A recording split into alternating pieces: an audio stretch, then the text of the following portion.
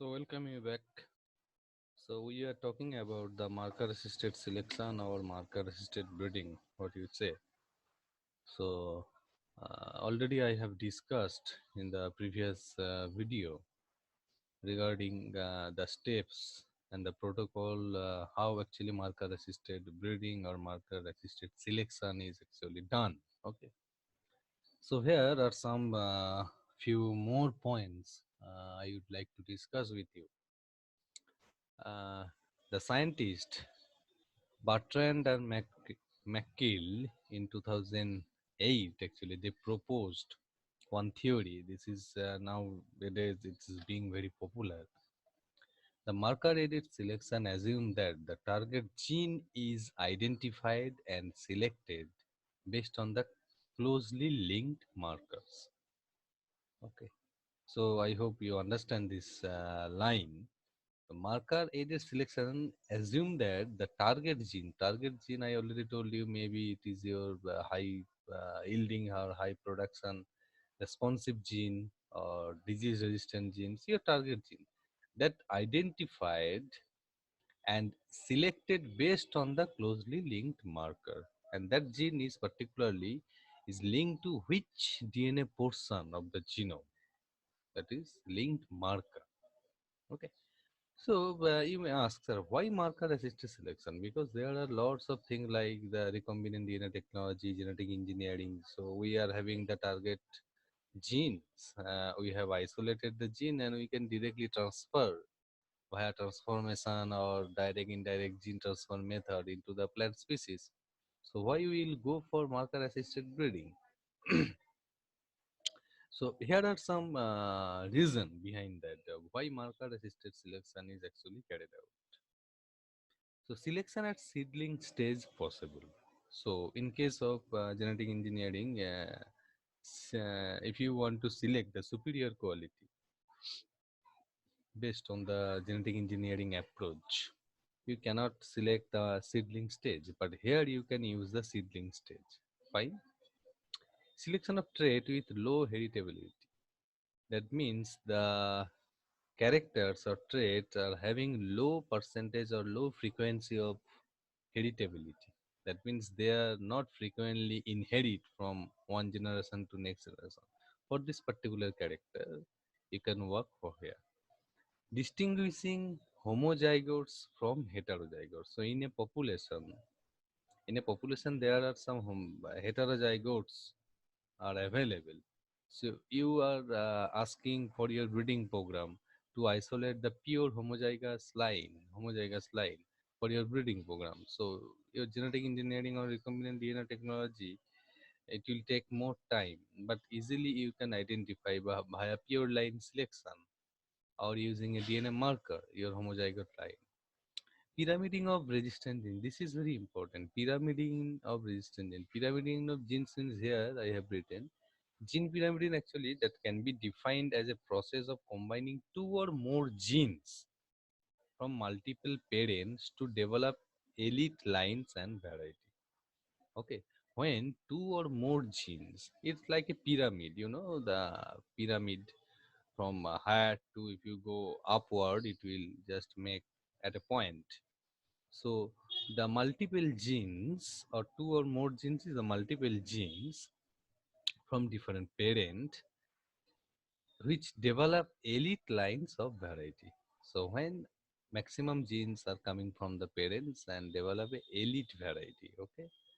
So this is called the gene pyramid. And selection of recessive genes. Selection of recessive genes means dominant genes. Dominant genes means that can be generally expressive, but recessive genes are not expressive. So via marker assisted selection, you can help the recessive gene to express in the next generation. Okay. So here are the things in this approach. A variety of approaches means the MAS stands for marker assisted selection, where plants are selected for one or more allele, up to 8 to 10 alleles. When you are working with up to 8 to 10 alleles. MABC, marker assisted backcrossing, is also important. This is in your syllabus only, MAS. Marker assisted backcrossing when one or more up to 6 to 8 donor allele are transferred to an elite line. So this is a very complicated process. MARS, marker assisted recurrent selection. Okay, recurrent selection means it is the matter of working with the maximum number of alleles, 20 to 30 alleles, and the QTL, quantitative trait loci map. Okay, based on the map, so this selection is carried out. Or GWS, the genome wide selection. So these are not in your syllabus. Only marker assisted selection is there. So some advantages, you can write down the things, like it is the accuracy is the accurate method for to develop a crop. Rapid method compared to the other method is a very rapid method. Non-transgenic product, non-transgenic product obviously because you are not directly transferring the gene via gene transfer method. Non-transgenic means there is no toxic, there is no genetically modified organisms. The disadvantages we have already talked. So no issues of disadvantages. So identification of recessive allele. So recessive allele, non-expressive allele, those are actually hidden, silently hidden in the genome. So you can work for them. They can be expressive. Early detection of traits.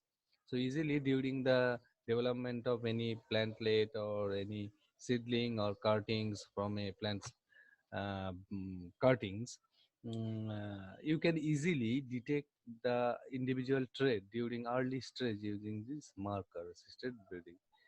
Otherwise, in case of several plants, if once the plant grow, then you can detect all the traits. But in case of marker assisted breeding, you can easily using the DNA marker. Screening of difficult traits. So difficult trait means when multi genes are responsible for a single character, and difficult means the biochemical, biophysiological, some pathways are there, is very difficult. So that can be also easily screened. Highly reproducible as because when you are using DNA marker, it will make polymorphism. Polymorphism means the variation, and variation means the reproducibility, high reproducibility. Small sample for testing acid. So small sample or huge sample also you can test. So here advantages at a glance, but in case of a particular species, rice, here rice an example, they have highlighted simpler method compared to the phenotypic screening, selection at seedling stage and increased reliability. Reliability means the reproducibility. Seedling stage you can use the seedling stage, simpler method and accuracy rapid method. Okay. So in these slides, we'll have some few new things. You have already known. You know that actually these are the following the DNA markers are actually used in marker assisted breeding, or you say marker assisted selection. So non-PCR based, PCR based and non-PCR based. Non-PCR based is the RFLP restriction fragment length polymorphism. You know that RFLP non-PCR based because in this technique you need restriction enzyme. Okay, so restriction enzyme will help you to make a DNA fingerprint or to identify a gene.